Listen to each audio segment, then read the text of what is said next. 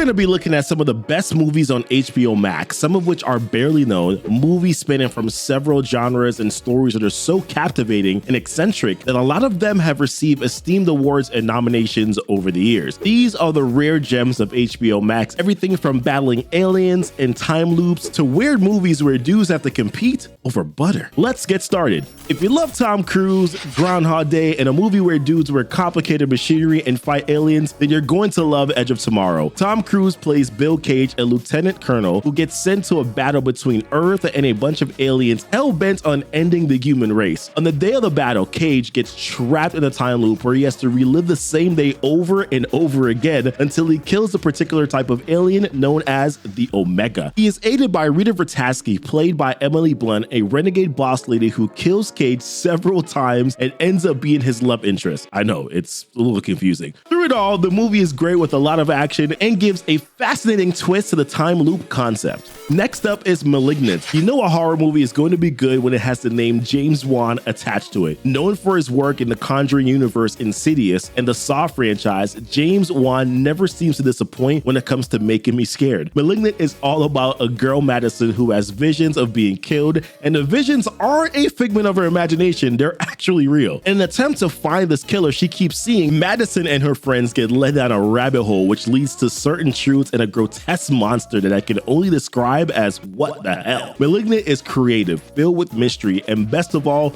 it's very scary. James Wan, you've definitely done it again. You succeeded in robbing me of a good night's sleep, and you didn't even have to try. Next up, let's talk about Clear History. Honestly, this is a star-studded movie that I'm surprised didn't get that much recognition, especially given how good it is. It's all about a cantankerous businessman who missed out on $1 billion in his position as a marketing executive, all because of a name designation. 10 years later, he tries to re-enter the corporate world in hopes of beating all his rivals who made him lose out on that much money and his position, in a rather unsavory manner, if I might add. It's an extremely funny movie with an interesting cast, including Danny McBride, John Hamm, Kate Hudson, Michael Keaton, and Larry David, who wrote the movie.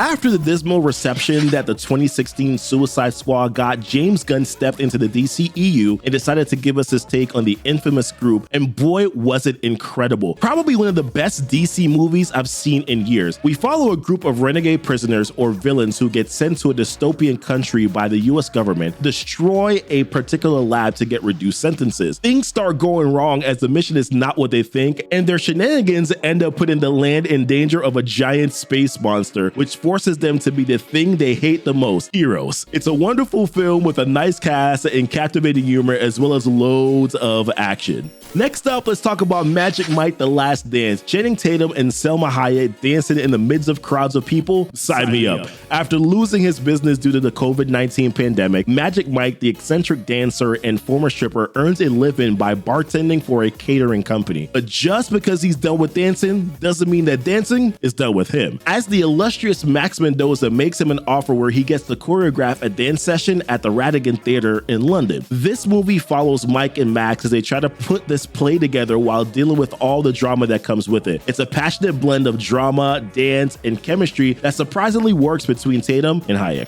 Next up, I'm not quite sure how to describe Parasite. Since its release in 2019, this Korean movie has done incredibly well for itself by turning over a profit of $262 million over a $15 million budget. The story centers on the struggling family known as the Kims, who infiltrate a wealthy family known as the Parks by pretending to be a highly qualified household staff who are unrelated. And they successfully do that, except rich families always have their secrets, and when they start uncovering those secrets, it leads the Parks to uncover their secrets, unleashing the bloody mess that follows. Parasite is a jaw-dropping and morally questionable film that forces the viewer to think deeply about the higher and lower class of society and just how far individuals can go to give themselves a better life. It's no wonder the movie won a ton of awards, including an Academy Award.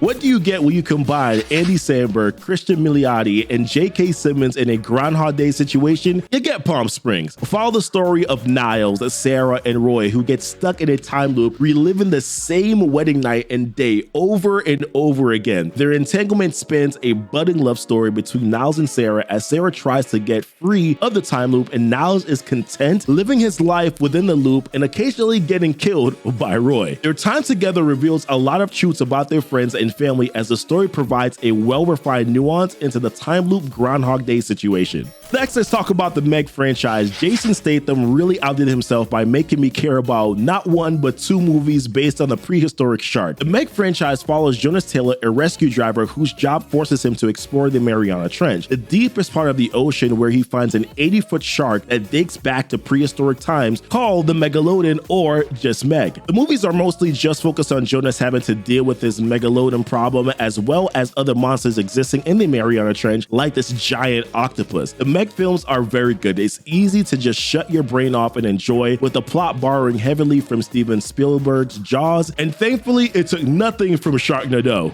Next up, let's talk about If Beale Street Could Talk. I love a good love story, and this particular story is based on a novel of the same name by James Baldwin. The story is quite a touching one, as it is about a young couple, Tish and Fonnie, who move into an apartment in New York during the 1970s to start a new life, only for things to take a turn for the worse as Fonnie is framed and arrested for rape, and he gets sent to prison. Most of the movie covers Tish trying to prove Fonnie's innocence before the birth of their child. It's all pretty gritty and offers a lot of insight into racism in America and the corrupt justice system. The movie received tons of nominations, with Regina King, who plays Tish's mother, winning the award for Best Supporting Actress in the 91st Academy Awards. And if you want the award for the best subscriber, we'll be willing to send that to you, but only if you hit that subscribe button.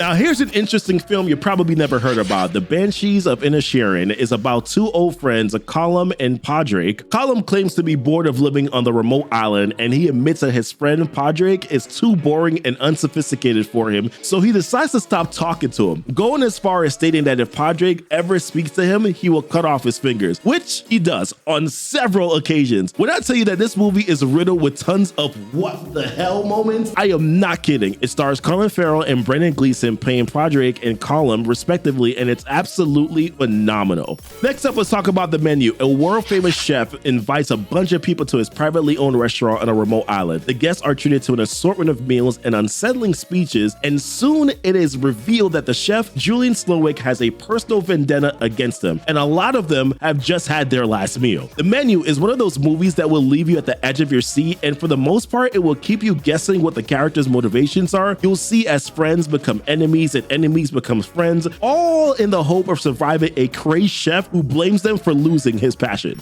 If you love detective movies with a star-studded cast, then you're going to love Death on the Nile. Based on the Agatha Christie novel of the same name, the movie follows the titular detective Hercule Poirot, who gets stuck in a boat in the Nile where there's been a gruesome murder of the wealthy Lene Ridgway Doyle. Her death forces Poirot to suspect everyone in the boat in hopes of flushing out the killer. It's a fascinating story about betrayal, greed, and the fearsome power of love. Another horror movie that's surprisingly filled with twists and turns is Barbarian, starring Georgina Campbell as Tess, Bill Skarsgård as Keith, and Justin Long as AJ. It's also the story that's hard to explain, but for the most part, it's about a few young people who find themselves in the home of a serial rapist who not only rapes the woman that he lures in, but also the children that the victims end up birthing for him. It's really twisted, but one of those movies that makes you kind of keep wanting to know more. And due to the generational incest conducted by the man, it resulted in a formation of a grotesque monster known as the Mother, who haunts the house. The story follows Tess, Keith, and AJ trying to survive the Mother, rather unsuccessfully. If you're looking for a classic comedy with a magnificent and star-studded cast, then look no further than Butter. Imagine a town where all the prominent personalities get into an intense, almost life and death competition, making sculptures of butter. The main character is a little girl who has to deal with a bunch of these crazy butter sculpting fanatics. It's creative, funny, and best of all, it has Hugh Jackman and Jennifer Garner and a bunch of other incredible cast members. Coming in next, we have The Double. Okay, I know I already said this a lot already, but this is another weird one. Follow Simon, played by Jesse Eisenberg, a timid government clerk who has severe confidence issues. In the movie, he has to deal with someone who is an exact physical copy of him called James, except James seems to be the better version of Simon, who is confident, charismatic, and lovable. And the worst part is, he tries to get the girl that he likes. He's doubles, man. So come along for this weird mind-juggling ride as Simon has to deal with his double. These are my top 15 movies here, hidden gems on HBO Max. Let me know what you think about them in the comments below. And don't forget to hit that like button. Also subscribe to the channel as well so that you know when the next video does go live. And as always, guys, thanks so much for watching Cinema Cascade.